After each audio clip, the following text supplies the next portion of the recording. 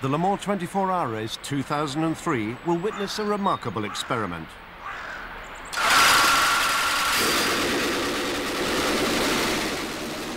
Entering the world's first renewably fueled sports prototype to race in a world-class event will be Team Nasamax, based in Kent in England. Renewable fuels produced from crops virtually eliminate the release of carbon dioxide into the atmosphere. The Nasamax car will run on bioethanol, an alcohol distilled from corn mash. It's non-toxic, water-soluble and biodegradable. Alcohol's been made for thousands of years, as we well know, by fermenting and distilling grain or starchy crops. You can make ethanol. And ethanol is the alcohol in any alcoholic beverage. 4% in beer, 15% in wine, 30% in scotch. So the alcohol itself has a very high calorific value, got a lot of energy. It's only 60% of the energy per litre that gasoline has, but it's a good, clean, energetic fuel. Tests show it to be efficient too, but for it to be used at Le Mans, changes have had to be made to the car's air inlet and fuel systems. The car will still have to pit more often than its rivals in the LMP 900 category. The energy efficiency of the car is actually slightly better than a gasoline car, but to get the equivalent amount of energy on board the car at a pit stop, we would need 135 litres, roughly, as opposed to their 90 litres. So we are running unequivocated on energy. We can't store as much on board. The conversion of energy that's in the fuel to power is more efficient with this system, but we suffer the penalty of not being able to run as long as the gasoline-powered cars. The main aim with the technology is to use the fuels derived from these rather less valuable resources, ever more so. And of course in Europe in 2005, we'll probably see 5% of all gasoline will be ethanol, bioethanol, and 5% of all diesel will be brake methyl ester, the biodiesel equivalent. In the States it's the same, up to 10% of all gasoline will be ethanol. So there's a big market, so we're talking a lot of ethanol. From Nasamax in Kent to Oxfordshire, where fossil fuel will power Velox Prodrive's Ferrari's campaign at Le Mans in the GTS class. This fabled Ferrari 6-litre V12 is being lovingly prepared, but this year there will be 2 from the squad lined up on the grid. Last year an engine fire ended Prodrive's effort, but its new partnership with Velox has brought additional resources. If you look back over the history of the race, the more cars you run, the better chance you have. Because it doesn't really matter how much durability running you do and how much you prove the car. There can be unforeseen things that happen, accidents or a mistake by a driver or a unforeseen failure, and obviously your chances are greatly increased the more cars you run. There are no doubts as to the Ferrari's speed, so the team's effort has been directed elsewhere. Durability is what we've concentrated on over the winter. We've done very little work on increasing the car's speed, but an awful lot of work on making it more reliable. The Ferrari's main opposition will again come from Corvette, winners of the GTS for the last 2 years. They're respected, but not revered.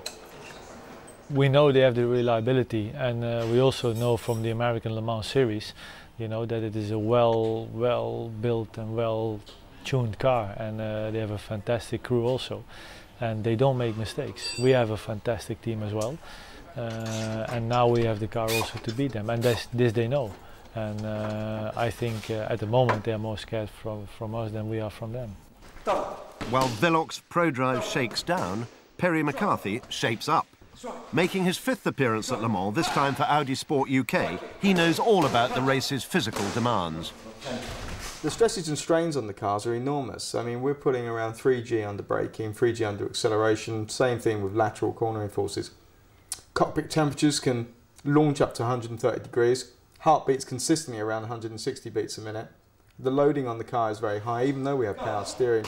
And you've got to hold your head up. With the crash helmet on, weighs 3 times the force of gravity, neck, upper body, even stomach, leg muscles have to be strong because you've got to keep them on the pedals and, to withstand the G-forces. So, all in all, we have to be quite fit.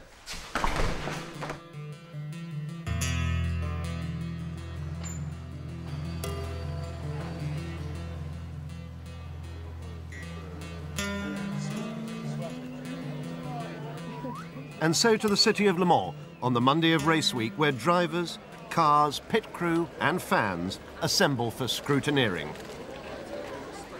One of the first cars onto the ramps is the number 11 Peynos Elan, entered by Don himself, based in Georgia, USA. Weighed, measured, minutely inspected, every year the cars undergo the same rigorous process to ensure they comply with the rules laid down for each class by the Automobile Club de l'Ouest. The Peynos gets the all clear. Next, it'll be the turn of Bentley, the only entry in the LM GTP category and favourites to win overall.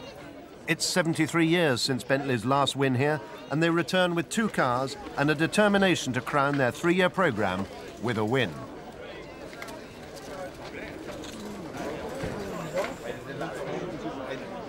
Back to help restore the marque to its former glories are last year's Audi stars Tom Christensen, already a 4-time winner at Le Mans, and Dindo Capello, 3 times on a podium, but not so far as a winner. The third driver in car number 7 is Britain's Guy Smith. Apart from Messrs Herbert, Brabham and Blundell in their sister car, Bentley's main rivals will be the 3 privateer Audis, one of them from Champion Racing in the US, here being pushed along by Emanuele Pirro. Another Audi R8, mixing it with the best of them, will be the Audi Sport UK entry, driven by Perry McCarthy, Frank Biela and Mika Salo. The third privateer Audi is Team Go's Audi Sport Japan entry, with a very strong driver lineup: Marco Werner, Jan Magnussen and Seiji Ara. But there's strong French interest as well, with the Courage factory providing a car in the 675 class and car number 13 in the LMP 900 class, as well as having sold 2 chassis to Henri Pescarolo here to be powered by Peugeot turbo engines. In the GTS class, Corvette remain the team to beat. But will this be the year in which the Ferraris get in amongst them? Velox ProDrive seem to think so. And in GT, it's the Porsche 911 GT3s, like that of last year's winner Kevin Buckler's team, versus the Ferrari 360 Modenas, represented by these 2 Risi Competizione cars.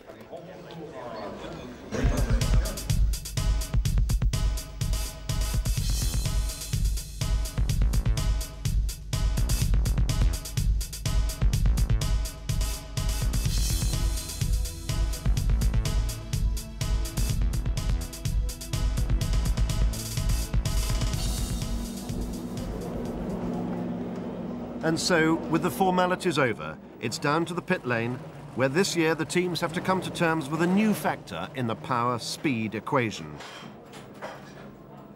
A key element in international sports car rules, and particularly here at Le Mans, is the fitting of air restrictors to all the engines in order to try and get some equivalence between all the cars in the various classes. In among the Porsches and the Ferraris in the GT class is for the first time a 2-car entry from Britain's TVR manufacturer with their own engine. Your engine makes power by consuming air. The more air you can get through the engine, the more power it will make. So to restrict the power output, you have to restrict how much air goes into the engine. And you do this with a orifice plate, which is, you can see there inside a bell mouth. Each car has a different size orifice plate, depending on how much you want to restrict the car. This year, everybody's restrictor is smaller by 10%. But how do you stop cheating? What they do, they measure what you've got, and then they will seal it. You can see here this yellow tag and this little bit of wire is joining the restrictor, which is a flat plate of aluminium, to the other components, and sealed with this tag so that you can't remove it and put a larger one in for the race, for example, and then